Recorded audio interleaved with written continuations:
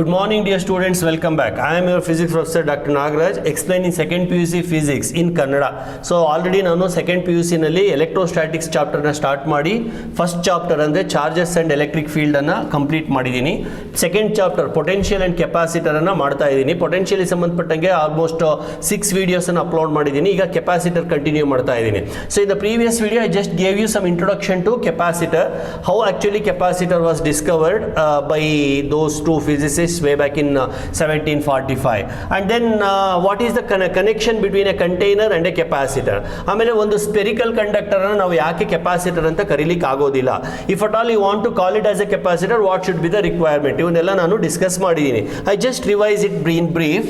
ಈಗ ಒಂದು ಕೆಪಾಸಿಟರ್ ಅಂದ್ರೆ ಅದು ಒಂದು ಕಂಡಕ್ಟರ್ ಅಥವಾ ಅದು ಕಂಟೈನರ್. ಕೆಪಾಸಿಟರ್ ಅನ್ನೋದು capacitor is a container. What is the content in the capacitor? Charge is the content.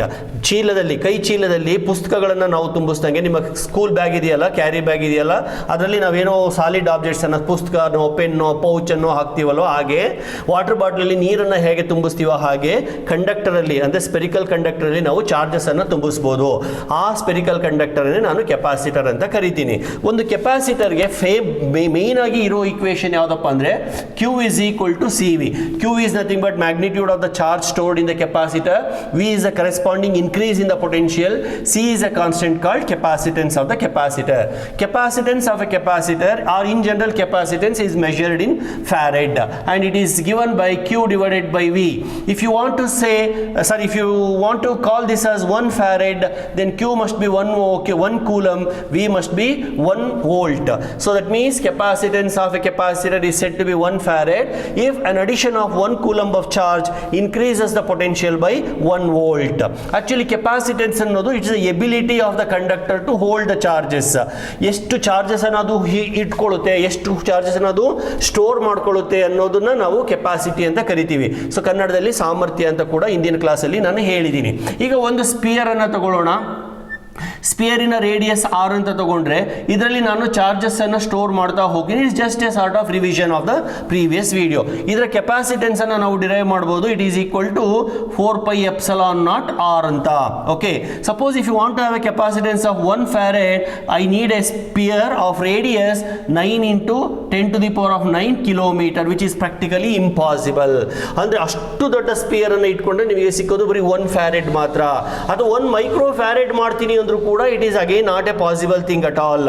So ಅಂದ್ರೆ ಕೆಪಾಸಿಟೆನ್ಸ್ 1 farad ಆಗಲಿ, 1 ಮೈಕ್ರೋ ಫ್ಯಾರೆಡ್ ಆಗಲಿ, 1 ನ್ಯಾನೋ ಫ್ಯಾರೆಡ್ ಆಗಲಿ ಮಾಡಬೇಕು ಅಂತಂದ್ರೆ ಒಂದು ಸ್ಪಿಯರ್ ಇಂದ ಸಾಧ್ಯ ಇಲ್ಲ. Therefore I cannot call single sphere as a capacitor. At most I can call it as a conductor, but not at all a capacitor. And it is not a charge storing device. It may be storing charges but not as many charges as I want. ನನಗೆ ಬೇಕಾಗಿರೋ charges ಅನ್ನೋದ್ರಲ್ಲಿ ಹಾಕ್ಲಿಕ್ಕೆ ಆಗೋದಿಲ್ಲ. ಹಾಕ್ಲೇಬೇಕು ಅನ್ನೋದಾದ್ರೆ ಅಷ್ಟು ದೊಡ್ಡ dimension ಇರುವಂತ spear ಅನ್ನು, ಪ್ಲೇಟ್ ಅನ್ನು ಅಥವಾ ಸಿಲಿಂಡರ್ ಅನ್ನು ತಗೋಬೇಕು. ಗೊತ್ತಾಯ್ತಾ? ಅದು ಒಂದು. ಜೊತೆಗೆ ನಾನು ಇಲ್ಲಿ ಚಾರ್ಜಸ್ ಅನ್ನ ಸ್ಟೋರ್ ಮಾಡ್ತಾ ಮಾಡ್ತಾ ಮಾಡ್ತಾ ಏನಾಗುತ್ತೆ, ಅಲ್ಲಿ ಪೊಟೆನ್ಷಿಯಲ್ ಬಿಲ್ಡಪ್ ಆಗ್ತಾ ಹೋಗುತ್ತೆ. ಪೊಟೆನ್ಷಿಯಲ್ ಜಾಸ್ತಿ ಆಗಿ ಇವುಗಳ ಮಧ್ಯೆ ರಿಪಲ್ಷನ್ ಸ್ಟಾರ್ಟ್ ಆಗಿ ಅವು ಹೊರಗಡೆ ಲೀಕ್ ಆಗ್ಬಿಡ್ತವೆ, ಅಟ್ಮಾಸ್ಫಿಯರ್ ಬಂದ್ಬಿಡ್ತವೆ. ಚಾರ್ಜಸ್ ಸ್ಪಿಯರ್ ಮೇಲೆ ನೀವು ಹೇಳ್ದಂಗೆ ಏನು ಕೂತ್ಕೊಳ್ಳೋದಿಲ್ಲ. So if the magnitude of the charges increases, there will be discharging of the those charges into the atmosphere. ಅಲ್ಲೂ ಏನಾದರೂ ಅಟ್ಮಾಸ್ಫಿಯರ್ ವೆಟ್ ಇತ್ತು ಅಂತಂದ್ರೆ, ಈಗ ರೈನಿ ಸೀಸನ್ ಅಲ್ಲಿ ಅಥವಾ ಚಳಿಗಾಲದಲ್ಲಿ ವೆಟ್ ಆದ್ರೆ ಅಟ್ಮಾಸ್ಫಿಯರ್ ಸ್ವಲ್ಪ ವಾಟರ್ ಕಂಟೆಂಟ್ ಜಾಸ್ತಿ ಇರುತ್ತೆ, ಹ್ಯೂಮಿಡಿಟಿ ಜಾಸ್ತಿ ಇರುತ್ತೆ. ಹ್ಯೂಮಿಡಿಟಿ ಜಾಸ್ತಿ ಇದ್ದಾಗ ಏನಾಗುತ್ತೆ, ಸುತ್ತಮುತ್ತ ಇರೋ ಏರ್ ಎಲ್ಲ ಕಂಡಕ್ಟರ್ ಆಗಿ ವರ್ಕ್ ಆಗುತ್ತೆ. ಅವಾಗ ಚಾರ್ಜಸ್ ಎಲ್ಲ ಹೊರಗಡೆ ಬಂದ್ಬಿಡ್ತವೆ. ಗೊತ್ತಾಯ್ತಾ? ಸೊ ವೆಟ್ ಇಲ್ಲದೆ ಡ್ರೈ ಇದ್ರೆ ಸ್ವಲ್ಪ ಹೊತ್ತು ಕೂತಿರ್ತವೆ, ಆದರೂ ಕೂಡ ಚಾರ್ಜಸ್ ಇಂಡಿವಿಜುವಲ್ ಕಂಡಕ್ಟರ್ ಮೇಲೆ ಬಹಳ ಹೊತ್ತು ಕೂತಿರಲ್ಲ, ಬಹಳಷ್ಟು ಚಾರ್ಜಸ್ ಕೂತಿರೋದಿಲ್ಲ. What I mean to say through all these explanations, one thing I would like to say, single conductor cannot hold sufficient charges. What to do for that?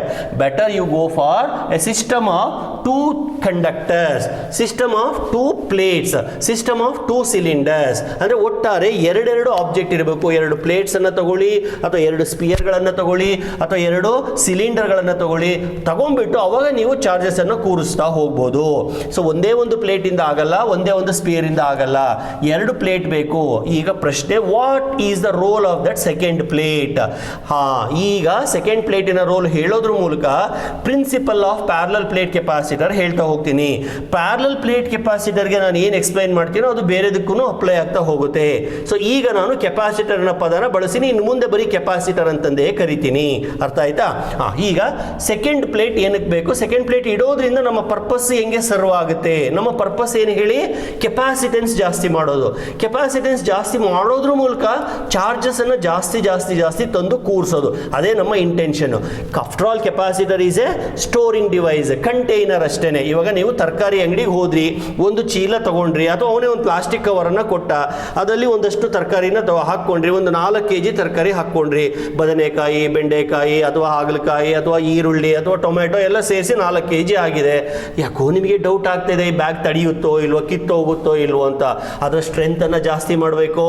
ಏನು ಮಾಡ್ತೀರಾ? ಅಂಗಡಿಯವನೇ ಏನು ಮಾಡ್ತಾನೆ, ಈಗ ಮಾವಿನ ಹಣ್ಣಿನ ಸೀಸನ್ನು, ಮಾರ್ಕೆಟಲ್ಲಿ ಮಾವಿನ ಹಣ್ಣು ಸಿಗ್ತಾ ಇದೆ, 2 kg ಮಾವಿನ ಹಣ್ಣು ತಗೋತೀರಾ. ಅವನೇನು ಮಾಡ್ತಾನೆ, 1 kg ಕವರಲ್ಲಿ ಹಾಕಿದ್ರೂ ಕೂಡ ಜೊತೆಗೆ ಇನ್ನೊಂದು ಕವರನ್ನು ಹಾಕ್ತಾರೆ, ಅಂದರೆ ಸ್ವಲ್ಪ ಸ್ಟ್ರೆಂತ್ ಜಾಸ್ತಿ ಆಗಲಿ, ಕೆಪಾಸಿಟಿ ಜಾಸ್ತಿ ಆಗಲಿ, ಕಿತ್ಕೊಂಡು ಹೋಗದೇ ಇರಲಿ ಅಂತ ಆಲ್ಟರ್ನೇಟ್ ಅರೇಂಜ್ಮೆಂಟ್ ಮಾಡ್ತಾನಲ್ವಾ.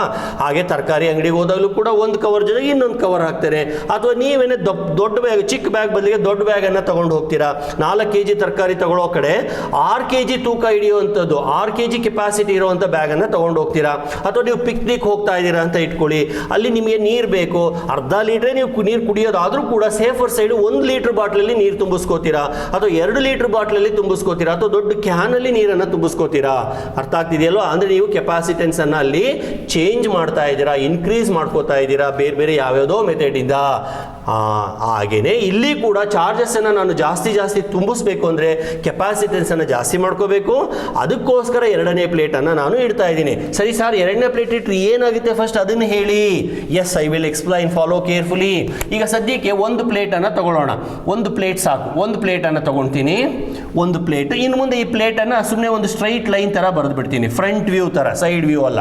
ಈಗ ಈ ಪ್ಲೇಟಲ್ಲಿ ಈಕ್ವಲ್ ಆ್ಯಂಡ್ ಆಪೋಸಿಟ್ ಚಾರ್ಜಸ್ ಇದೆ. ಮೆಟಲ್ ಪ್ಲೇಟ್, ಯಾವುದೇ ಮೆಟಲ್ ಪ್ಲೇಟನ್ನು ತಗೊಳ್ಳಿ, ಮೆಟಲ್ ಸ್ಪಿಯರ್ ಅನ್ನು ತಗೊಳ್ಳಿ, ಅದರಲ್ಲಿ equal positive and negative charges ಇರುತ್ತೆ. ಹಂಗಾಗಿ ಓವರ್ ಆಲ್ ನ್ಯೂಟ್ರಾಲಿಟಿ. ಫಸ್ಟ್ ಚಾಪ್ಟರ್ಲೇ ಹೇಳಿದ್ದೀನಿ, any substance you take it is electrically neutral initially. ಆಮೇಲೆ ನಾವು ಅದಕ್ಕೆ ಚಾರ್ಜಸ್ ಅನ್ನು ಕೊಡ್ತಾ ಹೋಗ್ತೀವಿ. ಯಾವುದೋ ಒಂದು ಮೆಥಡ್ ಇಂದ, ಫ್ರಿಕ್ಷನ್ ಇಂದನೋ, ಇಂಡಕ್ಷನ್ ಇಂದನೋ, ಕಂಡಕ್ಷನ್ ಇಂದನೋ, ಯಾವುದೋ ಒಂದು ಮೆಥಡ್ ಇಂದ ಚಾರ್ಜಸ್ ಅನ್ನು ಕೊಡ್ತಾ ಹೋಗ್ತೀವಿ. ಈಗ ನಾನು ಇದಕ್ಕೆ ಒಂದು ಚಾರ್ಜ್ ಅನ್ನು ತುಂಬಿಸ್ತೀನಿ. ಹೆಂಗೋ ಒಂದು ಚಾರ್ಜ್, ಎಲ್ಲಿಂದನೋ ಒಂದು ಚಾರ್ಜ್ ಅನ್ನು ತಗೊಂಬಂದು ಅದರೊಳಗಡೆ ಹಾಕ್ತೀನಿ ಅಂತ ಇಟ್ಕೊಳ್ಳಿ. ಎಲ್ಲಿಂದನೋ ಏನು ತರೋದಿಲ್ಲ, ಅದನ್ನು ಫ್ರೀ ಒಂದು ಚಾರ್ಜ್ಡ್ ಬಾಡಿನ ಹತ್ರಕ್ಕೆ ತೊಗೊಂಡು ಬಂದು, ಅಥವಾ ಇದನ್ನು ಯಾವುದೋ ಒಂದು ಬ್ಯಾಟ್ರಿ ಕನೆಕ್ಟ್ ಮಾಡಿನೋ ಏನೋ ಮಾಡಿ ಒಂದು ಚಾರ್ಜನ್ನು ನಾನು ಕೂರಿಸಿದ್ದೀನಿ. ವಿದ್ಯಾರ್ಥಿಗಳೇ, ಒಂದು ಚಾರ್ಜನ್ನು ಕೂರಿಸೋದು ಏನು ಕಷ್ಟದ ಕೆಲಸ ಅಲ್ಲ. ಯಾಕೆ? Already I explained in the case of potential energy of system of charges. ಒಂದು ಚಾರ್ಜ್ ಇಟ್ಟಾಗ ಅಲ್ಲಿ ಒಂದು ಪೊಟೆನ್ಷಿಯಲ್ ಬರುತ್ತೆ. ಪೊಟೆನ್ಷಿಯಲ್, ಅದರ ಪೊಟೆನ್ಷಿಯಲಿಂದಲೇ ಅದ್ರ ಮೇಲೆ ಯಾವ ಎಫೆಕ್ಟು ಆಗಲ್ಲ. Charge will not experience its own potential. ಗೊತ್ತಾಯ್ತಲ್ವಾ? Charge will not experience its own field. Therefore charge cannot have its own potential energy. ಇನ್ನೊಂದು ಚಾರ್ಜ್ ಅನ್ನು ತಗೊಂಡು ಬಂದು ಇಟ್ಟಾಗನೇ ನಮಗೆ ಸಮಸ್ಯೆ ಉದ್ಭವ ಆಗೋದು. ಸರಿ, ಈಗ ಒಂದು ಚಾರ್ಜ್ ಅನ್ನು ಇಟ್ಟೆ. ಈಗ ನಾನು ಇನ್ನೊಂದು ಪಾಸಿಟಿವ್ ಚಾರ್ಜ್ ಅನ್ನು ತಗೊಂಡು ಬಂದು ಇಡ್ತೀನಿ. 2ನೇ ಚಾರ್ಜ್ ಇಡೋದು ಅಷ್ಟು ಸುಲಭದ ಕೆಲಸ ಅಲ್ಲ. ಡಾಗ್ ಎಕ್ಸಾಂಪಲ್ ಕೊಟ್ಟಿದೆ ನೋಡಿ. ಒಂದು ನಾಯಿ ಏನೂ ಆಗೋದಿಲ್ಲ, ಅದ್ರ ಪಾಡ್ಗದ್ ಬಿತ್ಕೊಂಡಿರುತ್ತೆ. ಇನ್ನೊಂದು ನಾಯಿ ಎಂಟ್ರಿ ಕೊಟ್ಟಾಗ ಈ ನಾಯಿ ಬೊಗಳ್ಲಿಕ್ಕೆ ಶುರು ಮಾಡುತ್ತೆ, ಅಪೋಸಿಷನ್ ಅನ್ನು ತೋರಿಸುತ್ತೆ, ರಿಟಾಲಿಯೇಷನ್ ಅನ್ನು ತೋರಿಸುತ್ತೆ, ಅದಕ್ಕೆ ಒಂದು ಪ್ರತಿರೋಧನ ಒಡ್ಡುತ್ತೆ. ಹಾಗೆ ಇಲ್ಲಿ ಕೂಡ ಈ ಪಾಸಿಟಿವ್ ಚಾರ್ಜ್ ತಗೊಂಬಂದಿಟ್ಟ ತಕ್ಷಣ ಇದು ಶುರು ಮಾಡ್ಕೊಳ್ಳುತ್ತೆ ಅದ್ರ ಕೆಲಸನ. ಏನು ಕೆಲಸ? ಇದನ್ನ ರಿಪೆಲ್ ಮಾಡೋ ಕೆಲಸ ಶುರು ಮಾಡ್ಕೊಳ್ಳುತ್ತೆ. ಅಂದ್ರೆ there will be some repulsion on this. ಅವಾಗ ಈ ರಿಪಲ್ಷನ್ ಇರೋದ್ರಿಂದ ಈ ಚಾರ್ಜ್ ಅನ್ನ ನಾನು ತಂದು ಸುಲಭವಾಗಿ ಕೂರಿಸೋದಕ್ಕೆ ಆಗೋದಿಲ್ಲ. ಗೊತ್ತಾಯ್ತಲ್ವಾ? ಸೊ ನಾನು ಇದ್ರ ಮೇಲೆ ರಿಪಲ್ಷನ್ ಅನ್ನು ಕಡಿಮೆ ಮಾಡಬೇಕು. ಇಲ್ಲಿ ನಾನು ಪೊಟೆನ್ಷಿಯಲ್ ಅನ್ನು ಕಡಿಮೆ ಮಾಡಬೇಕು. ಪೊಟೆನ್ಷಿಯಲ್ ಅನ್ನು ಕಡಿಮೆ ಮಾಡದೆ ಅಂದ್ಕೊಳ್ಳಿ, ಅವಾಗ ಕೆಪಾಸಿಟೆನ್ಸ್ ಜಾಸ್ತಿ ಆಗುತ್ತೆ. Please recall in my previous video, if I want to increase C value I should decrease V value. 1 coulomb 1 volt, 10 coulomb 10 volt no use. 10 coulomb 1 volt ಆದರೆ it is success only. 10 coulomb by 1 volt ಅಂದರೆ 10 capacitance, 10 farad ಅಂತ. ಆಯ್ತಾ? So ನಾನು Q ಜಾಸ್ತಿ ಮಾಡಿದ್ರು V ಜಾಸ್ತಿ ಆಗಬಾರ್ದು. ಅಂದರೆ ನಾನು ಇನ್ನೊಂದು ಚಾರ್ಜರ್ ತಗೊಂಬಂದು ಇಟ್ಟರೂ ಕೂಡ ಇದು ವಿ ಜಾಸ್ತಿ ಆಗಬಾರದು. ಹಂಗಿದ್ದಾಗ ನನ್ನ ಪರ್ಪಸ್ ಸರ್ವ್ ಆಗುತ್ತೆ. ಅದು ಹೆಂಗೆ ಸಾಧ್ಯ? It is possible by putting another plate here. ಈಗ ಬರ್ತಾ ಇದೆ ಸೆಕೆಂಡ್ ಪ್ಲೇಟಿನ ರೋಲ್ ಏನು ಅಂತ. ಆ ಸೆಕೆಂಡ್ ಪ್ಲೇಟನ್ನು ನಾನು ಈ ಥರ ಬರಿತೀನಿ. ನೋಡಿ, ಇದ್ರ ಮೇಲೆ ನಾನು ಒಂದು ಪಾಸಿಟಿವ್ ಚಾರ್ಜನ್ನು ಹಾಕಿದೆ, ಸರಿ ಹೊರಗಡೆನೆ ಬರ್ದಿರ್ತೀನಿ, ಪಾಸಿಟಿವ್ ಚಾರ್ಜನ್ನು ಹಾಕಿದೆ. ಈ ಪಾಸಿಟಿವ್ ಚಾರ್ಜ್ ಹಾಕಿದ ತಕ್ಷಣ ಇಲ್ಲಿ ಪೊಟೆನ್ಷಿಯಲ್ ಬಂತು, ಈ ಗ್ಯಾಪಲ್ಲಿ ಪೊಟೆನ್ಷಿಯಲ್ ಬಂತು. ಮೊದಲು ಈ ಪ್ಲೇಟ್ ಇರಲಿಲ್ಲ, ಇವಾಗ ನಾನು ಇದೊಂದು ಪ್ಲೇಟನ್ನು ತಂದಿಟ್ಬಿಟ್ಟೆ. ಹೇಳಿ ಕೇಳಿ ಈ ಪ್ಲೇಟಲ್ಲಿ ಪಾಸಿಟಿವ್ ನೆಗೆಟಿವ್ ಚಾರ್ಜಸ್ ಇರುತ್ತೆ, ಈಕ್ವಲ್ ಆ್ಯಂಡ್ ಆಪೋಸಿಟ್ ಚಾರ್ಜಸ್ ಇರುತ್ತೆ ಅಂತ ಹೇಳಿದ್ನ. ಅದರಲ್ಲಿ ನೆಗೆಟಿವ್ ಚಾರ್ಜನ್ನು ಈ ಕಡೆ ಅಟ್ರಾಕ್ಟ್ ಮಾಡಿಬಿಡುತ್ತೆ ಈ ಪಾಸಿಟಿವ್ ಚಾರ್ಜ್. ನೆಗೆಟಿವ್ ಇನ್ನೂ ಏನು ತಂದಿಟ್ಟಿಲ್ಲ, ಇದಿನ್ನೂ ಇಟ್ಟಿಲ್ಲ, ನಾನು ಇನ್ನೂ ಇಟ್ಟಿಲ್ಲ ಅಂತ ಇಟ್ಕೊಳ್ಳಿ ಆಯ್ತಾ.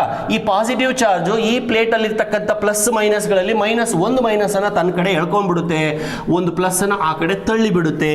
ಇವಾಗ ಇದೇ ಪ್ಲೇಟ್ ಅಂತ ಇಟ್ಕೊಳ್ಳಿ, ನೆಗೆಟಿವ್ ಚಾರ್ಜ್ ಈ ಕಡೆ ಬಂತು, ಪಾಸಿಟಿವ್ ಚಾರ್ಜ್ ಆ ಕಡೆ ಹೋಯ್ತು, ಅಂದರೆ ಇಲ್ಲಿ ಮೈನಸ್ ಬಂತು, ಇಲ್ಲಿ ಪ್ಲಸ್ ಬಂತು, ಗೊತ್ತಾಯ್ತಾ. ಈ ಥರ ಚಾರ್ಜ್ ಕ್ರಿಯೇಟ್ ಆಗೋದನ್ನು ನಾವು ಇಂಡ್ಯೂಸ್ಡ್ ಎಫೆಕ್ಟ್ ಅಂತ ಕರಿತೀವಿ. So this is the deposited charge, ನಾನು ತಂದು ಹೊರಗಡೆಯಿಂದ ಇಟ್ಟಿರೋ ಚಾರ್ಜ್. ಈ ಡೆಪಾಸಿಟೆಡ್ ಚಾರ್ಜ್ ಇಲ್ಲಿ ಚಾರ್ಜಸನ್ನು ಇಂಡ್ಯೂಸ್ ಮಾಡುತ್ತೆ, ನೆಗೆಟಿವನ್ನು ಎಳ್ಕೊಳ್ಳುತ್ತೆ, ಪಾಸಿಟಿವನ್ನು ತಳ್ಳುತ್ತೆ. ಅರ್ಥ ಆಗ್ತಿದೆಯಲ್ವಾ? Follow carefully. Now because of the negative charge this potential will decrease. ಈ ಪೊಟೆನ್ಷಿಯಲ್ ಬಂದ್ಬಿಟ್ಟು ನೆಗೆಟಿವ್ ಪಾಸಿಟಿವ್ ಎರಡೂ ಇರುತ್ತೆ. ಈಗ ಮುಂಚೆ ಇಲ್ಲಿ 10 ವೋಲ್ಟ್ ಆಗಿತ್ತು ಅಂತ ಇಟ್ಕೊಳ್ಳಿ, ಇವಾಗ ಇಲ್ಲಿ ಮೈನಸ್ ಚಾರ್ಜ್ ಬಂತು, -8 ವೋಲ್ಟ್ ಬಂದ್ಬಿಡ್ತು, 10 - 8 2 ವೋಲ್ಟ್ ಆಯಿತು, ಪೊಟೆನ್ಷಿಯಲ್ ಡಿಕ್ರೀಸ್ ಆಗಲಿಲ್ವಾ? ಸೊ ಅದೇ ನನಗೆ ಬೇಕಾಗಿರೋದು. ನನ್ನ ಇಂಟೆನ್ಷನ್ ಏನು, ಜಾಸ್ತಿ ಚಾರ್ಜಸ್ ಅನ್ನು ಇಡಬೇಕು, ಅಂದರೆ ಕೆಪಾಸಿಟೆನ್ಸ್ ಅನ್ನು ಜಾಸ್ತಿ ಮಾಡಬೇಕು. ಅದನ್ನು ಮಾಡಬೇಕಂದ್ರೆ ಏನು ಮಾಡಬೇಕು, ಇಲ್ಲಿರ್ತಕ್ಕಂಥ ಪೊಟೆನ್ಷಿಯಲ್ ಅನ್ನು ಕಡಿಮೆ ಮಾಡಬೇಕು. ಹೆಂಗೆ ಕಡಿಮೆ ಮಾಡ್ತೀರಾ ನೋಡಿ, ಇಲ್ಲಿ ದಾರಿ ಕಾಣಿಸ್ತಾ ಇದೆ. ಈ ರೀತಿ ಮಾಡಿದಾಗ ಒಂದು ಸೆಕೆಂಡ್ ಪ್ಲೇಟ್ ಅನ್ನು ತಂದಿಟ್ಟಾಗ inner face of the second plate acquire negative charge, outer face will acquire positive charge due to induced effect. ಅರ್ಥ ಆಯ್ತಲ್ವಾ? ಸೊ ಮೊದಲಿದ್ದು 10 ವೋಲ್ಟ್, ಇವಾಗ ಇದರಿಂದ ಒಂದು ಸ್ವಲ್ಪ ಕಡಿಮೆ ಆಯಿತು, ಪೊಟೆನ್ಷಿಯಲ್ ಕಡಿಮೆ ಆಗೋ ಚಾನ್ಸ್ ಇದೆ ಅಂತ ಗೊತ್ತಾಯಿತು ನಮಗೆ. ಪೊಟೆನ್ಷಿಯಲ್ ಕಡಿಮೆ ಆಯಿತು, ಕಡಿಮೆ ಆದ ತಕ್ಷಣಕ್ಕೆ ಇನ್ನೊಂದು ಚಾರ್ಜನ್ನು ಡೆಪಾಸಿಟ್ ಮಾಡಿಬಿಡಿ, ಇನ್ನೊಂದು ಚಾರ್ಜನ್ನು ತಂದಿಟ್ಬಿಡಿ. ಇವಾಗ ಅದಕ್ಕೆ ಅಂಥ ಅಪೋಸಿಷನ್ ಬರೋದಿಲ್ಲ, ಯಾಕೆ ಅಂದರೆ ಪೊಟೆನ್ಷಿಯಲ್ ಕಡಿಮೆ ಮಾಡಬೇಕಾಗಿತ್ತು, ಈ ಚಾರ್ಜ್ ಮಾಡಿಬಿಟ್ಟಿದೆ. ಸೊ ಇವಾಗ ತಂದು ಪ್ಲಸ್ ಅನ್ನು ಇಟ್ಬಿಡಿ, ಇಟ್ಟ ತಕ್ಷಣ ಮತ್ತೆ ಪೊಟೆನ್ಷಿಯಲ್ ಜಾಸ್ತಿ ಆಗುತ್ತೆ. ಯಾವಾಗ ನೀವು ಪಾಸಿಟಿವ್ ಚಾರ್ಜ್ ಅನ್ನು ಇಡ್ತೀರೋ ಅವಾಗೆಲ್ಲ ವೋಲ್ಟೇಜ್ ಜಾಸ್ತಿ ಆಗುತ್ತೆ. ಆದರೆ ಅದೃಷ್ಟವಶಾತ್ fortunately this also will repeat the same thing. ಇದು ಹೆಂಗೆ ಇಲ್ಲಿ ನೆಗೆಟಿವ್ ಚಾರ್ಜ್ ಅನ್ನು ಕ್ರಿಯೇಟ್ ಮಾಡ್ತು, ಇದು ಕೂಡ ಒಂದು ನೆಗೆಟಿವ್ ಚಾರ್ಜ್ ಅನ್ನು ಕ್ರಿಯೇಟ್ ಮಾಡುತ್ತೆ, ಪಾಸಿಟಿವ್ ಚಾರ್ಜ್ ಅನ್ನು ತಳ್ಳುತ್ತೆ. ಇದರಲ್ಲಿ equal number of negative and positive ಇದಾವೆ ಅಂತ ಸಾಕಷ್ಟು ಸಾರಿ ಹೇಳಿದ್ದೀನಿ. ಸೊ ನೋಡಿ, ಈಗ ನೆಗೆಟಿವ್ ಚಾರ್ಜ್ ಬರಲಾಗಿ ಮತ್ತೆ ಪೊಟೆನ್ಷಿಯಲ್ ಕಡಿಮೆ ಆಯಿತು. ಅದೇ ತಾನೇ ನನಗೆ ಬೇಕಾಗಿದ್ದು. ಮತ್ತೆ ಯಾವ ಪೊಟೆನ್ಷಿಯಲ್ ಕಡಿಮೆ ಆಯಿತು, ಇನ್ನೊಂದು ಚಾರ್ಜ್ ಅನ್ನು ಡೆಪಾಸಿಟ್ ಮಾಡಿಬಿಡ್ತೀನಿ, ಇನ್ನೊಂದು ಚಾರ್ಜ್ ಅನ್ನು ಇಟ್ಬಿಡ್ತೀನಿ. ಇದು ಕೂಡ ಇವೆರಡರ ಪ್ರೊಸೀಜರನ್ನೇ ಫಾಲೋ ಮಾಡುತ್ತೆ. ಅಂದರೆ ಇದು ಕೂಡ ಒಂದು ನೆಗೆಟಿವ್ ಚಾರ್ಜನ್ನು ಅಲ್ಲಿ ಇಂಡ್ಯೂಸ್ ಮಾಡುತ್ತೆ, ಮತ್ತೆ ಪಾಸಿಟಿವ್ ಚಾರ್ಜ್ ಆ ಕಡೆ ಹೋಗುತ್ತೆ. ಈ ರೀತಿ when I keep on depositing positive charges, it will keep on inducing the negative charges. Because of the negative charges on the inner face of the second plate, ಇಲ್ಲೆಲ್ಲ negative charge ಬರಲಾಗಿ potential in this gap keeps on decreasing. So ಇಲ್ಲಿ ನಾನು ಎರಡು ಪ್ಲೇಟ್ಗಳನ್ನು ತಗೊಂಡಿದ್ದೀನಿ. ಈ ಮಧ್ಯದ ಗ್ಯಾಪಲ್ಲಿ potential ಕಡಿಮೆ ಆಗ್ತಾ ಹೋಗುತ್ತೆ. ಯಾಕೆ? ಇಲ್ಲಿ ನಾನು ಪಾಸಿಟಿವ್ ಇಟ್ಟಾಗ ಇಲ್ಲಿ ಒಂದು ನೆಗೆಟಿವ್ ಉತ್ಪತ್ತಿ ಆಗುತ್ತೆ. Because of the negative potential keeps on decreasing. Are you following? No. So second ಪ್ಲೇಟಿನ ಉದ್ದೇಶ ಏನು, ಸೆಕೆಂಡ್ ಪ್ಲೇಟಿನ ಪರ್ಪಸ್ ಏನಿಲ್ಲಿ, to reduce the potential between the two plates. By reducing the potential capacitance can be increased. ಅರ್ಥ ಆಗ್ತಿದೆ ವಿದ್ಯಾರ್ಥಿಗಳೇ? Almost ಅರ್ಥ ಆಗಿದೆ, ಬಟ್ ಇನ್ನು ಸಮಸ್ಯೆ ಪೂರ್ತಿ ಸಾಲ್ವ್ ಆಗಿಲ್ಲ. ಸರಿಯಪ್ಪ, ನೀನು ಪಾಸಿಟಿವ್ ಚಾರ್ಜಸನ್ನು ಇಟ್ಕೊಂಡು ಹೋದೆ, ಅದಕ್ಕೆ ತಕ್ಕನಂಗೆ ನೆಗೆಟಿವ್ ಬಂತು, ತಕ್ಕನಂಗೆ ಪಾಸಿಟಿವ್ ಬಂತು. ಆದರೆ ನಮಗೆ ಮೇಜರ್ ಥ್ರೆಟ್ ಇರೋದು ಈ ಪಾಸಿಟಿವ್ ಚಾರ್ಜಸ್ಸಿಂದ. ನೀವೇನಾದರೂ ನಿಲ್ಲಿಸ್ಬಿಟ್ರೆ ಈ ಪಾಸಿಟಿವ್ ಚಾರ್ಜ್ ಬಂದು ಇದ್ರ ಜೊತೆ ಮಿಕ್ಸಪ್ ಆಗೋ ಚಾನ್ಸ್ ಇದೆ. ಯಾವಾಗ ಎರಡು ಮಿಕ್ಸಪ್ ಆಗ್ತಾವೋ ಸೆಕೆಂಡ್ ಪ್ಲೇಟ್ ನ್ಯೂಟ್ರಲೈಸ್ ಆಗೋಗ್ಬಿಡ್ತು. ಅವಾಗ ನೀವೇನಿಲ್ಲಿ ಪಾಸಿಟಿವ್ ಚಾರ್ಜಸನ್ನು ಕಷ್ಟಪಟ್ಟು ಡೆಪಾಸಿಟ್ ಮಾಡಿದ್ರೋ ಅವೆಲ್ಲ ಹಾರ್ಕೊಂಡು ಹೊರಗಡೆ ಬಂದ್ಬಿಡ್ತವೆ. ಆಯಿತಾ? ಸೊ ನಮಗೆ ಇವಾಗ ಥ್ರೆಟ್ ಇರೋದು ಯಾರ ಕಡೆಯಿಂದ? ಇವ್ರ ಕಡೆಯಿಂದ. ಹಾಗಾಗಿ ಇವ್ರನ್ನ ನಾವೇನು ಮಾಡಬೇಕು? ಓಡಿಸ್ಬೇಕು. ಎಲ್ಲಿಗೆ ಓಡಿಸ್ತೀರಾ? ಭೂಮಿಗೆ ಕಳಿಸಿ. ಹೆಂಗೆ ಕಳಿಸ್ತೀರಾ? By connecting the wire. ನೋಡಿ, ಈ ಥರ ಸಿಂಬಲ್ ಹಾಕಿರೋ ಅದನ್ನು ಅರ್ತ್ ಕನೆಕ್ಷನ್ ಅಂತ ಕರಿತೀವಿ. ಸೊ ಈ ಪ್ಲೇಟಿನ ಈ ಎಂಡನ್ನು, ಅಂದರೆ ಸೆಕೆಂಡ್ ಪ್ಲೇಟಿನ ಔಟರ್ ಎಂಡನ್ನು ನೀವು ಅರ್ತ್ಗೆ ಕನೆಕ್ಟ್ ಮಾಡಿದಾಗ ಅರ್ತಿಂದ ಎಕ್ಸ್ಟ್ರಾ ಎಲೆಕ್ಟ್ರಾನ್ಸ್ಗಳು, ನೆಗೆಟಿವ್ ಚಾರ್ಜಸ್ ಬಂದು ಇವನ್ನೆಲ್ಲ ನ್ಯೂಟ್ರಲೈಸ್ ಮಾಡ್ತವೆ. ನ್ಯೂಟ್ರಲೈಸ್ ಮಾಡಿದಾಗ ನಮಗೆ ಈ ಥ್ರೆಟ್ ಇಲ್ಲ, ಏನು ರೀಕಾಂಬಿನೇಷನ್ ಥ್ರೆಟ್ ಇಲ್ದಂಗೆ ಆಗುತ್ತೆ. ಅಂದರೆ procedure, take one plate, keep another plate, identical plate parallel to each other, connect the outer surface of the plate, second plate to the earth. Now if you keep on depositing the charges on the first plate, it will induce negative charge on the inner surface of the second plate. As a result, potential decreases, capacitance increases. Meanwhile, connect the outer surface of the second plate to the earth so that earth will neutralize the outer surface. Sir, earth ಇದನ್ನ neutralise ಮಾಡಲ್ವಾ sir? ನೋಡ್ರಪ್ಪ, ಅರ್ತ್ಗೆ ನೀವು ಯಾವ್ದನ್ನ connect ಮಾಡಿ, negative ಅನ್ನ connect ಮಾಡಿ, positive ಅನ್ನ connect ಮಾಡಿ, ಅಲ್ಲಿ ಚಾರ್ಜಸ್ ಅನ್ನ ಕಿತ್ಕೊಂಡ್ಬಿಡುತ್ತೆ ಅದು, ಆಯ್ತಾ? ಪಾಸಿಟಿವ್ ಇದ್ರೂ ನ್ಯೂಟ್ರಲೈಸ್ ಮಾಡುತ್ತೆ, ನೆಗೆಟಿವ್ ಇದ್ರೂ ನ್ಯೂಟ್ರಲೈಸ್ ಮಾಡುತ್ತೆ. ಸ್ವಲ್ಪ ಫಾಲೋ ಮಾಡಿ. ಮುಂಚೆ ಇವೆರಡರಲ್ಲೂ ಏನು ತೊಂದರೆ ಇರಲಿಲ್ಲ. ಆಮೇಲೆ ನಾನು ಇಲ್ಲಿ ಚಾರ್ಜ್ ಹಿಡೋಕೆ ಶುರು ಮಾಡಿದಾಗ ಇಲ್ಲಿ ನೆಗೆಟಿವ್ ಬಂತು, ಇಲ್ಲಿ ಪಾಸಿಟಿವ್ ಬಂತು. ನನಗೆ ಪಾಸಿಟಿವ್ ಬೇಕಾಗಿರಲಿಲ್ಲ, ಅವನು ಅರ್ತ್ಗೆ ಕಳಿಸೆ. ನನಗೆ ನೆಗೆಟಿವ್ ಬೇಕು, ಆಯ್ತಾ? ನೆಗೆಟಿವ್ ಬೇಕು ಅಂದರೆ ಅವನು ಅಲ್ಲೇ ಇರೋ ಥರ ಮಾಡಬೇಕು. ಅಲ್ಲೇ ಇರೋ ಥರ ಮಾಡೋದು ಯಾರು? ಈ ಪ್ಲೇಟು. ಈ ಪ್ಲೇಟ್ ಹೆಂಗೆ ಮಾಡುತ್ತೆ? ಇದ್ರ ಮೇಲೆ ಪಾಸಿಟಿವ್ ಇದೆ, ಈ ಪಾಸಿಟಿವ್ ನೆಗೆಟಿವ್ನ ಹಿಡಿದು ಇಟ್ಕೊಂಡಿರುತ್ತೆ, ಅಟ್ರಾಕ್ಟ್ ಮಾಡ್ಕೊಂಡು ಇಟ್ಕೊಂಡಿರುತ್ತೆ. ಎಲ್ಲೂ ಹೋಗ್ಬೇಡ, ನಾನು ನಿನ್ನ ಎಳ್ಕೊಳ್ತಾ ಇದ್ದೀನಿ, ನನ್ನ ಕಡೆನೇ ಇರಬೇಕು ನೀನು ಅಂತ ಈ ಪಾಸಿಟಿವ್ ಚಾರ್ಜ್ ಈ ನೆಗೆಟಿವ್ ಚಾರ್ಜನ್ನು ಗೈಡ್ ಮಾಡ್ತಾ ಇರುತ್ತೆ. ಹಾಗಾಗಿ ನೀವು ಅರ್ತ್ ಕನೆಕ್ಷನ್ ಇದ್ರೂ ಕೂಡ ಈ ನೆಗೆಟಿವ್ ಚಾರ್ಜಸ್ಗೆ ಏನೂ ತೊಂದರೆ ಆಗಲ್ಲ. ಒಂದು ವೇಳೆ ಈ ಪ್ಲೇಟನ್ನು ತೆಗೆದು ಬಿಟ್ರಿ ಅಂದ್ಕೊಳ್ಳಿ, ಆವಾಗ ನೆಗೆಟಿವ್ ಚಾರ್ಜ್ಗೆ ಯಾರು ಹೇಳೋರು ಕೇಳೋರು ಇರೋದಿಲ್ಲ, ಕಂಟ್ರೋಲೇ ಇರೋದಿಲ್ಲ. ಅರ್ತ್ ಅದನ್ನು ನ್ಯೂಟ್ರಲೈಸ್ ಮಾಡಿ ಬಿಸಾಕ್ಬಿಡುತ್ತೆ. ಅಂದರೆ ಈ ಪಾಸಿಟಿವ್ ಚಾರ್ಜನ್ನು ತೆಗಿಲಿಕ್ಕೆ ನನಗೆ ಈ ಕನೆಕ್ಷನ್ ಬೇಕು. ತೆಗೆದು ಆದ ಮೇಲೆ ನೀವೇನಾದರೂ ಈ ಪ್ಲೇಟನ್ನು ತೆಗೆದು ಬಿಟ್ಟರೆ ಈ ನೆಗೆಟಿವ್ ಚಾರ್ಜು ಹೊರಟು ಹೋಗುತ್ತೆ. ತೆಗಿಬೇಡಿ ಈ ಪ್ಲೇಟನ್ನು ತೆಗಿಬೇಡಿ. ಈ ಅರ್ತ್ ಕನೆಕ್ಷನನ್ನೇ ತೆಗೆದು ಬಿಡಿ. ತೆಗೆದಾಗ ನಿಮ್ಮ ಹತ್ರ ಒಂದು ಸೈಡ್ ಪೂರ್ತಿ ಪಾಸಿಟಿವ್ ಚಾರ್ಜಸ್, ಇನ್ನೊಂದು ಸೈಡ್ ಪೂರ್ತಿ ನೆಗೆಟಿವ್ ಚಾರ್ಜಸ್. ಇಲ್ಲಿ ಎಷ್ಟು ಪಾಸಿಟಿವ್ ಬಂದಿರುತ್ತೋ ಅಷ್ಟೇ ನೆಗೆಟಿವ್ ಬಂದಿರುತ್ತೆ. ಇದನ್ನೇ ನಾವು ಕೆಪಾಸಿಟರ್ ಅಂತ ಕರೆಯೋದು. ನೋಡಿ, ಇಲ್ಲಿ ಒಂದು ತಗೊಂಡ್ರೆ ಒಂದು ಫ್ರೀ ಅನ್ನೋ ಥರ ಬಂತು. ನನ್ನ ಉದ್ದೇಶ ಇದ್ದಿದ್ದು ಪಾಸಿಟಿವ್ ಚಾರ್ಜನ್ನು ಸ್ಟೋರ್ ಮಾಡಬೇಕು ಅಂತ. ಅಲ್ಲಿ ಆಬ್ವಿಯಸ್ಲಿ ನೆಗೆಟಿವ್ ಚಾರ್ಜ್ ಸ್ಟೋರ್ ಆಗೋಗ್ಬಿಡ್ತು. ಅಂದರೆ ಒಂದು ಕೆಪಾಸಿಟರಲ್ಲಿ ನೀವು ಬರೀ ಒಂದೇ ಥರದ ಚಾರ್ಜನ್ನು ಸ್ಟೋರ್ ಮಾಡೋಕ್ಕೆ ಆಗೋದೇ ಇಲ್ಲ. You have to store equal and opposite charges. ಒಂದು ಪ್ಲೇಟಲ್ಲಿ ಪಾಸಿಟಿವ್ ಚಾರ್ಜನ್ನು ಸ್ಟೋರ್ ಮಾಡಿದರೆ ಆಟೋಮೆಟಿಕ್ ಆಗಿ ಇನ್ನೊಂದು ಪ್ಲೇಟಲ್ಲಿ ನೆಗೆಟಿವ್ ಚಾರ್ಜ್ ಸ್ಟೋರ್ ಆಗ್ತಾ ಹೋಗುತ್ತೆ. ಗೊತ್ತಾಯ್ತಲ್ಲ? ಇದೇ ಪ್ರಿನ್ಸಿಪಲ್ ಕೆಪಾಸಿಟರ್ದು. ಆಮೇಲೆ ಎರಡು ಲೈನ್ಗಳು ಏನನ್ನು ರೆಪ್ರೆಸೆಂಟ್ ಮಾಡ್ತವೆ? ಎರಡು ಪ್ಲೇಟ್ಗಳನ್ನು ರೆಪ್ರೆಸೆಂಟ್ ಮಾಡ್ತವೆ. ಎರಡು ಪ್ಲೇಟೇ ಆಗಿರ್ಬೇಕಂತೇನಿಲ್ಲ, ಅದು ಎರಡು ಸ್ಪಿಯರ್ ಕೂಡ ಆಗಿರ್ಬೋದು. ಒಂದು ಇನ್ನರ್ ಸ್ಪಿಯರ್, ಇನ್ನೊಂದು ಔಟರ್ ಸ್ಪಿಯರ್. ಇನ್ನರ್ ಸ್ಪಿಯರ್ನಲ್ಲಿ ನಾನು ಪಾಸಿಟಿವ್ ಚಾರ್ಜನ್ನು ತುಂಬಿಸ್ತಾ ಹೋದಂಗೆಲ್ಲ ಔಟರ್ ಸ್ಪಿಯರ್ನ ಒಳಗಡೆ ನೆಗೆಟಿವ್ ಬರ್ತಾ ಹೋಗುತ್ತೆ, ಔಟರ್ ಸ್ಪಿಯರ್ನ ಹೊರಗಡೆ ಪಾಸಿಟಿವ್ ಬರ್ತಾ ಹೋಗುತ್ತೆ. ಆಯ್ತಾ? ಈಗ ನಾನು ಏನು ಮಾಡಬೇಕು? ಔಟರ್ ಸ್ಪಿಯರ್ನ ಔಟರ್ ಸರ್ಫೇಸನ್ನು ಅರ್ತಿಗೆ ಕನೆಕ್ಟ್ ಮಾಡಿದಾಗ ಈ ಎಲ್ಲ ಚಾರ್ಜಸ್ ಹೊರಟೋಗಿ ಕೊನೆಗೆ ಇನ್ನರ್ ಸ್ಪಿಯರ್ ಪೂರ್ತಿ ಪಾಸಿಟಿವ್, ಔಟರ್ ಸ್ಪಿಯರ್ ಪೂರ್ತಿ ನೆಗೆಟಿವ್. ಇದನ್ನು ಸ್ಪೆರಿಕಲ್ ಕೆಪಾಸಿಟರ್ ಅಂತ ಕರಿಬೋದು. ನೋಡಿ, ಇದಕ್ಕೂ ವ್ಯತ್ಯಾಸ. ಇದು ಬರೀ ಒಂದು ಸ್ಪಿಯರು ಒಂದೇ ಥರದ ಚಾರ್ಜು, ಇದು ಎರಡು ಸ್ಪಿಯರು ಎರಡು ಥರದ ಚಾರ್ಜು. ಈ ಇನ್ನರ್ ಸ್ಪಿಯರ್ನಲ್ಲೆಲ್ಲ ಪಾಸಿಟಿವ್ಗಳಿದ್ರೆ ಔಟರ್ನಲ್ಲೆಲ್ಲ ಮೈನಸ್ ಇರುತ್ತೆ. ಇಲ್ಲಿ ಎಷ್ಟು ಪ್ಲಸ್ ಇರುತ್ತೋ ಅಷ್ಟೇ ಮೈನಸ್ ಇರುತ್ತೆ. ಇಲ್ಲಿ ಪ್ಲಸ್ 10 ಕೂಲಂಬ್ ಇದೆ, ಇಲ್ಲಿ ಮೈನಸ್ 10 ಕೂಲಂಬ್ ಇರುತ್ತೆ. ಇಲ್ಲಿ ಪ್ಲಸ್ 1 ಕೂಲಂಬ್ ಇದೆ, ಅಲ್ಲಿ ಮೈನಸ್ 1 ಕೂಲಂಬ್ ಇರುತ್ತೆ. ಗೊತ್ತಾಗ್ತಿದೆಯಾ ವಿದ್ಯಾರ್ಥಿಗಳೇ? ಸೊ ಇದು ಕೆಪಾಸಿಟರ್ನ ಪ್ರಿನ್ಸಿಪಲ್. ಇದು ಮೇಜರ್ ಪ್ರಿನ್ಸಿಪಲ್. ಮೊದಲನೇದಾಗಿ ಕೆಪಾಸಿಟರ್ ಅಂದರೆ ಚಾರ್ಜ್ ಸ್ಟೋರಿಂಗ್ ಡಿವೈಸ್. ಪ್ರಾಬ್ಲಮ್ ಏನು? We cannot store any amount of charge in a single capacitor, single conductor, or single plate. Because the problem is we need such a big radius, such a big object, 10 to the power of 9 kilometre ಅನ್ನೋದು ಕನಸಲ್ಲೂ ನಾವು imagine ಮಾಡ್ಕೊಳಕ್ಕಾಗಲ್ಲ. ಅಂಥ ಕೆಪಾಸಿಟರ್ನ ತಗೊಂಡ್ರೆ ಪ್ರಯೋಜನಕ್ಕೂ ಬರೋದಿಲ್ಲ. ಆಯ್ತಾ? So ಹಾಗಾದರೆ ಸೈಜನ್ನು reduce ಮಾಡಬೇಕು, ಚಾರ್ಜಸನ್ನು ಜಾಸ್ತಿ ಹಾಕಬೇಕು. ಅದಕ್ಕೆ ಏನು ಮಾಡಬೇಕು? Better you take 2 plates. 2 ಪ್ಲೇಟ್ಸೇ ಆಗಬೇಕಂತೇನಿಲ್ಲ, 2 ಸ್ಪಿಯರ್ಸನ್ನು ತಗೊಳ್ಳಿ. ಬಟ್ ಎಕ್ಸ್ಪ್ಲನೇಷನ್ ಪರ್ಪಸ್ಗೆ ನಾನು ಪ್ಲೇಟ್ಸನ್ನೇ ತಗೋತೀನಿ. ಅವನ್ನ ಎರಡು ಪ್ಯಾರಲಲ್ ಆಗಿ ಇಟ್ಟಿರೋದ್ರಿಂದ ನಾನು ಇದನ್ನು ಪ್ಯಾರಲಲ್ ಪ್ಲೇಟ್ ಕೆಪಾಸಿಟರ್ ಅಂತ ಕರಿತೀನಿ. ಇದು ಕಾನ್ಸೆಂಟ್ರಿಕ್ ಆಗುತ್ತೆ. ಸೊ ಪ್ಯಾರಲಲ್ ಪ್ಲೇಟ್ ಕೆಪಾಸಿಟರ್ನಲ್ಲಿ ಎರಡನೇ ಪ್ಲೇಟಿಗೆ ಏನು ಕೆಲಸ? ಫಸ್ಟ್ ಪ್ಲೇಟಲ್ಲಿ ನಾನು ಚಾರ್ಜಸನ್ನು ಇಡ್ತಾ ಹೋದಂಗೆಲ್ಲ ಸೆಕೆಂಡ್ ಪ್ಲೇಟಿನ ಮೇಲೆ ನೆಗೆಟಿವ್ ಪಾಸಿಟಿವ್ ಈಕ್ವಲ್ ಆಗಿ ಪ್ರೊಡ್ಯೂಸ್ ಆಗುತ್ತೆ. ಅದನ್ನು ಇಂಡ್ಯೂಸ್ಡ್ ಎಫೆಕ್ಟ್ ಅಂತ ಕರೀತಾರೆ. Inner face will become negative, outer face will become positive. Now connect the outer face to the earth, then all the positive charges gets neutralised. Now you remove the earth connection. Now this arrangement is a capacitor. One of the plate is positive, another plate is negative. Now you have to be very careful about this capacitor. ಬರೀ ಕೈನಲ್ಲಿ ಮುಟ್ಟಬಾರ್ದು. ಮುಟ್ಟಿದ್ರೆ ಏನಾಗುತ್ತೆ, ನಿಮ್ಮ ಬಾಡಿನೇ conductor ತರ ಆಗಿ charges ನಿಮ್ಮ ಮೂಲಕ ಹರ್ಕೊಂಡು ಭೂಮಿಗೆ ಹೋಗುತ್ತೆ. ಅವಾಗ ಕೆಪಾಸಿಟರ್ ನ್ಯೂಟ್ರಲೈಸ್ ಆಗುತ್ತೆ. ಅರ್ಥ ಆಯ್ತಲ್ವಾ? ಅದನ್ನೆಲ್ಲ ಆಮೇಲೆ ಬರ್ತಾ ಬರ್ತಾ ಡಿಸ್ಕಸ್ ಮಾಡೋಣ. ಇವಾಗ summary. What is the role of second plate in parallel plate capacitor? Second plate reduces the potential and increases the capacitance. Hence we can store as many charges as possible. ಅದು ಅರ್ಥ ಗೊತ್ತಾಯ್ತಲ್ವಾ? Principle of capacitor ಬರೀರಿ ಅಂತಾರೆ first, ಅಥವಾ second ಪ್ಲೇಟಿನ roll ಏನು ಅಂತ ಕೇಳ್ತಾರೆ, ಎರಡನ್ನು ಬರೀಬಹುದು.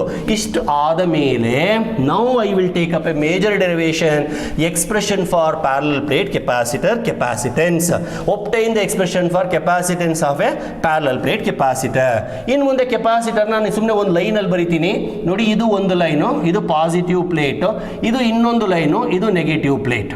ಆಯ್ತಾ? ಈ ಪಾಸಿಟಿವ್ ಪ್ಲೇಟ್ ಮೇಲೆ ಎಷ್ಟು ಚಾರ್ಜಸ್ ಅನ್ನು ಇಟ್ಟಿರೋ ಅಷ್ಟೇ ನೆಗೆಟಿವ್ ಚಾರ್ಜಸ್ ಈ ಕಡೆನೂ ಇರುತ್ತೆ. ಇದನ್ನ ಪ್ಲೇಟ್ ಎ ಅಂತ ಕರೆಯೋಣ, ಪ್ಲೇಟ್ ಬಿ ಅಂತ ಕರೆಯೋಣ, ಅಥವಾ ಎ ಅನ್ನೋ ಲೆಟರ್ ಬೇಡ, ಎಕ್ಸ್ ಅಂತ ಕರೆಯೋಣ, ಇದನ್ನ ವೈ ಅಂತ ಕರೆಯೋಣ. Because I am going to use A for area, ಅದಕ್ಕೆ ಎಕ್ಸ್ ಅಂತ ವೈ ಅಂತ ತಗೊಳ್ಳೋಣ. So minus minus minus minus minus minus equal amount ಬಂದಿರುತ್ತೆ. Let us consider the gap distance as D. Let us take distance as D. ಗೊತ್ತಾಯ್ತಲ್ವಾ ವಿದ್ಯಾರ್ಥಿಗಳೇ? ಇವಾಗ ನೀವು Gauss theorem ಕಡೆ ಒಂದು ಸ್ವಲ್ಪ ವಾಪಸ್ ಹೋಗಬೇಕು. ಇದೇನೇ ನಾನು ನಿಮ್ಮನ್ನೇ ಎಕ್ಸ್ಪೆಕ್ಟ್ ಮಾಡೋದು. ಯಾವಾಗಲೂ ಪ್ರೀವಿಯಸ್ ಚಾಪ್ಟರ್ ನಾವು ಏನು ಕಲ್ತಿರ್ತೀವಲ್ಲ ಅವನ್ನ ಹಂಗೆ ನೆನಪಲ್ಲಿ ಇಟ್ಕೋಬೇಕು. Because we are going to make use of those equations. ಅಲ್ಲಿ ನಾವು ಕಲ್ತಿದ್ವಿ electric field due to plates. ಇಲ್ಲಿ ಎರಡು ಪ್ಲೇಟ್ಗಳಿದಾವೆ. ಈ ಪ್ಲೇಟಿನ ಅರ್ಧ, ಈ ಪ್ಲೇಟಿನ ಅರ್ಧ ಎರಡು ಸೇರ್ಕೊಂಡು ಫೀಲ್ಡ್ ಆಡ್ ಅಪ್ ಆಗುತ್ತೆ.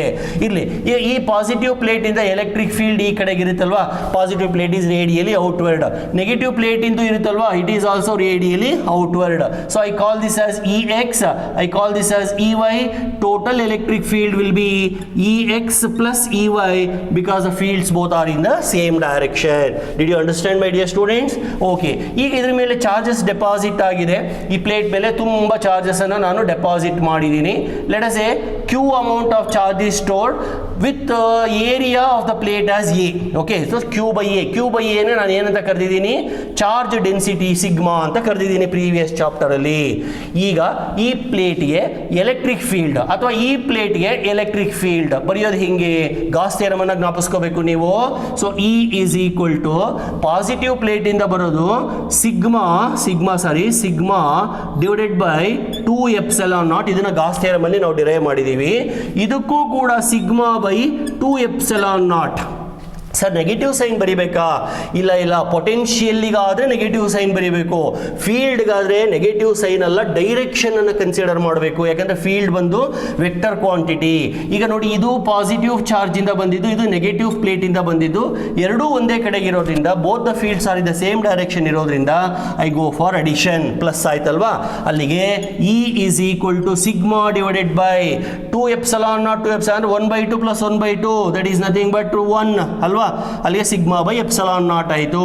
ದಟ್ ಈಸ್ ಈಕ್ವಲ್ ಟು, ಆಗಲೇ ಹೇಳಿದೆ ಸಿಗ್ಮಾ ಬಂದ್ಬಿಟ್ಟು Q ಡಿವೈಡೆಡ್ ಬೈ ಎ ಅಂತ, Q by A epsilon naught. ಈ ವ್ಯಾಲ್ಯೂ ಗೊತ್ತಾಯ್ತಲ್ವಾ? So E is equal to Q divided by A epsilon not. ವಿದ್ಯಾರ್ಥಿಗಳೇ, ನಾನು ಪೊಟೆನ್ಷಿಯಲ್ಗೂ ಫೀಲ್ಡ್ಗೂ ಒಂದು ರಿಲೇಷನ್ ಅನ್ನು ಡಿರೈವ್ ಮಾಡಿದ್ದೆ. ಏನಪ್ಪಾ ಅದು? We know that E is equal to minus dV by dx ಅಂತ. Electric intensity is negative potential gradient ಅಂತ. ಇದನ್ನೇ ಸ್ವಲ್ಪ ಮಾಡಿಫೈ ಮಾಡಿ ನಾನು ಈ ತರ ಬರಿತೀನಿ. Intensity is equal to potential difference ಅನ್ನ ಡಿವಿ ಅಂತ ತಗೊಳ್ಳಲ್ಲ, ಬರೀ ವಿ ಅಂತ ತಗೋತೀನಿ. ಡಿಸ್ಟೆನ್ಸ್ dx ಅಂತ ತಗೊಳ್ಳಲ್ಲ, ಅದನ್ನ ಡಿ ಅಂತ ತಗೋತೀನಿ. ಆಮೇಲೆ ಬರೀ ನೆಗೆಟಿವ್ ಸೈನ್ ಬೇಡ ನನಗೆ, ಇಲ್ಲಿ ಮ್ಯಾಗ್ನಿಟ್ಯೂಡ್ ಮಾತ್ರ ಬೇಕಾಗಿರೋದ್ರಿಂದ ಇಲ್ಲಿ ನೆಗೆಟಿವ್ ಸೈನ್. ಅಲ್ಲಿಗೆ E is equal to V divided by D ಆಯ್ತಲ್ವಾ? ಅಲ್ಲಿಗೆ V is equal to E into D ಅಂತ ಬರೀಬೋದಾ? ಕ್ರಾಸ್ ಮಲ್ಟಿಪ್ಲೈ ಮಾಡಿದ್ರೆ yes sir, V is equal to E into D ಬರದೆ. Okay dear students, proceed. V is equal to, E value is already there, Q by A epsilon naught into D value as it is.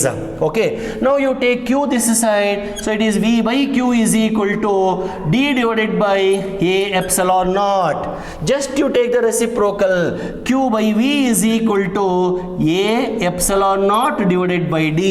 Come on, tell me, what is this Q by V? What is this Q by V? Sir, it is nothing but capacitance. Yes, you are correct. So it is A epsilon naught divided by D. ಅರ್ಥ ಆಯ್ತಾ?